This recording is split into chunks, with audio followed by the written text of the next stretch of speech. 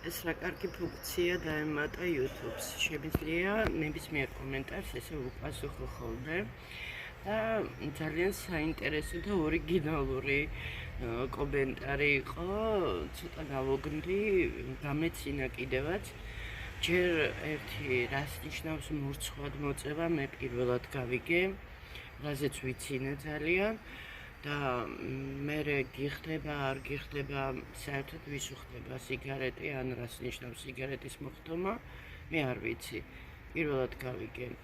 ეს არის, რა თქმა უნდა, ცუდი ჩვევა, მაგრამ მე არ დამიწყია გუშინ და გუშინ წინ.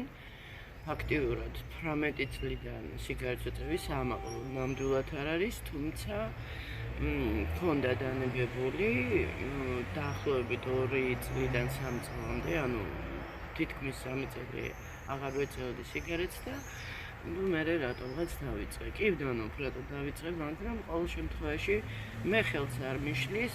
არიან ხო ამბობენ რომ ჯანმრთელობას აზიანებს და ასე შემდეგ, ეს ძალიან ინდივიდუალურია, იმიტომ რომ მე ვიცი 100 წელიც ცხოვრობს ხალხი და უფრო მეტიც სიგარეტსაც ეწევა, სიგარას ეწევა, მოკლედ რა ვიცი ყველაფერს, ეს არის ძალიან ინდივიდუალური. ის რომ დღესდღეობით ჩვენ ქვეყანაში ვინმეს სიგარეტზე აქვს რაღაცა აქცენტი, მე მართლა მიკვირს, იმიტომ რომ ჯერ ჩემ ახალგაზრდობაში არ იყო. არ ვიცი საერთოდ რა ტიპის ხალხი, ახლა არ მინდა შეურაცხყოფა მივაყენო, მაგრამ სიგარეტი არ არის რაღაცა ისეთი, რომ ესეთი საგანგაშო იყოს ჩემი აზრით. ეს არის უბრალოდ თამბაქო, სპოთოლი. მე ვიცი, მამაჩემისგან მახსოვს, რომ დიდი ბებია, ანუ მამაჩემის ბებია სოფელში სიგარეტს ეწეოდა, ანუ პაპიროსებს ეძახდნენ მიგონი მაშინ.